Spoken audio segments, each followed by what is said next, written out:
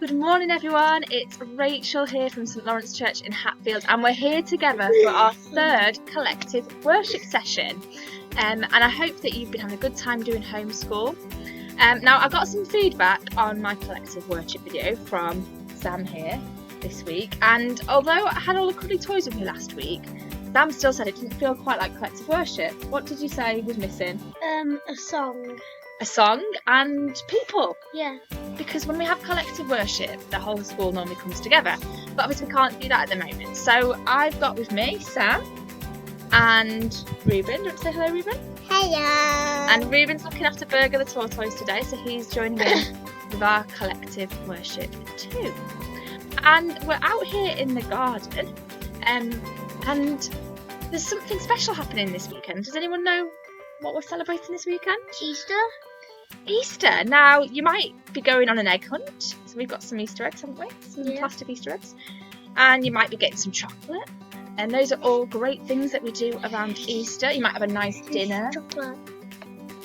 Might have a nice dinner, mightn't you, for Easter? Go down the hole. And eat lamb or something like that. Or you might eat hot cross buns.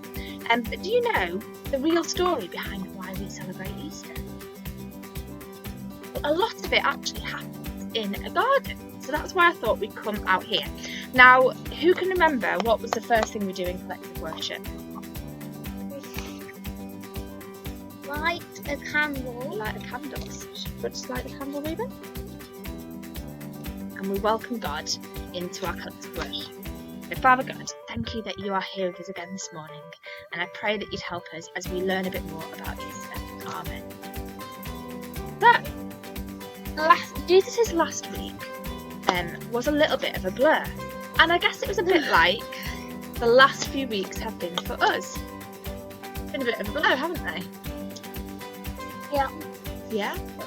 Different things have been happening, changes have been happening, and sometimes we don't even know what's going on in the next day, do we? Things have changed every day, and so last week we looked at Palm Sunday, and on Palm Sunday everybody was welcoming Jesus into Jerusalem. They were excited for him, but that isn't how it stayed that way. Everybody wasn't happy that Jesus was there, and there were some people that weren't happy that Jesus was there, Pharisees, and they started plotting against Jesus.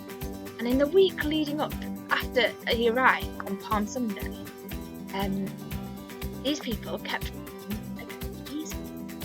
and on Maundy Thursday, so on the Thursday of this week, Jesus had a meal with all his friends, and they ate bread and they drank wine and they had a really good time together. But then after that, one of his friends betrayed him and told the Pharisees where he was, and the Pharisees and the Roman people and everyone came and arrested Jesus, and then everybody turned against him and decided to kill him instead. Really sad. It's an odd thing to celebrate, isn't it? To celebrate somebody dying. Not a kind thing or a nice thing, is it? Not what we celebrate. That's not what we celebrate at Easter. No. What is it that we celebrate at Easter? We celebrate Jesus coming back to life. What?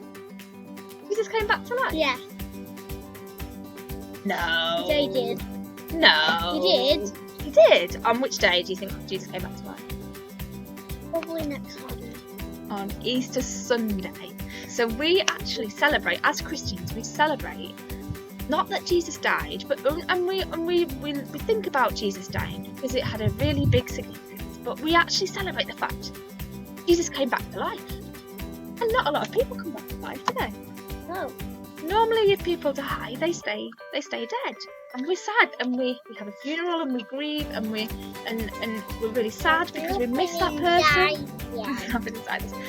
But Jesus came back to life, and that's why we celebrate. So, celebrate that on Good Friday. Jesus died on a cross, and he died on a cross because there was no other way for us to become friends with God again. We'd done lots of naughty things. I mean, do you lie sometimes? Yeah. No. Do you hurt other people? No. No, yeah, I've seen you punch your brother.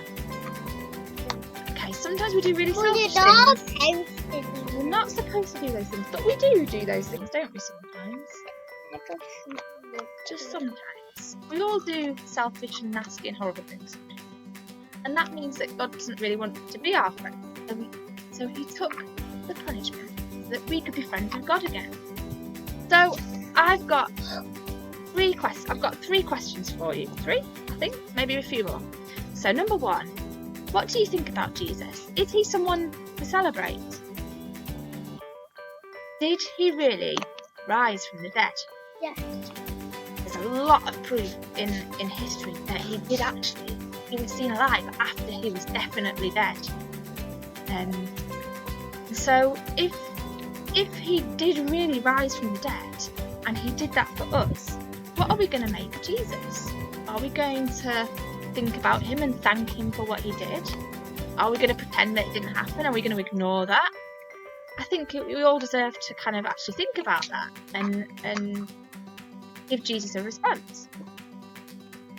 Do you get everything right, or are there times that you make mistakes, try to do things your way, and hurt other people? I know I hurt other people sometimes. And the last one, wouldn't it be amazing to be friends with God? Someone so powerful, someone who created everything. Don't you want to be his friend? And if you do, Sam is going to read us a prayer now that you can join in with at home if you would like to be Jesus' friend. Dear Jesus, I have heard about you and I would like to become your friend.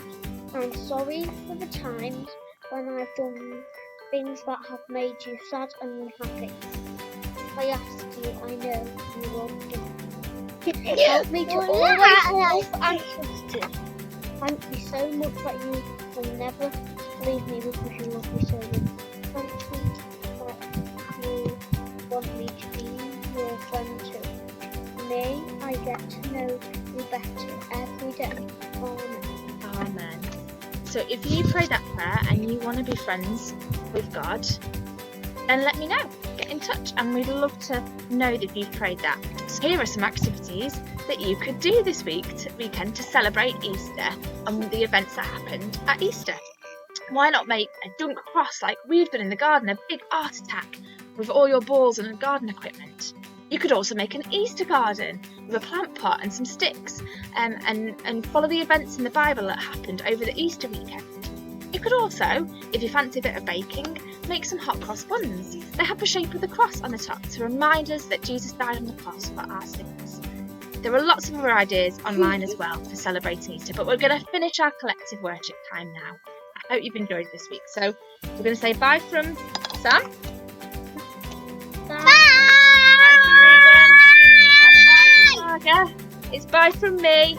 And we'll switch off our candle. And bye for Mr. Egg. And we'll see you next week. Bye.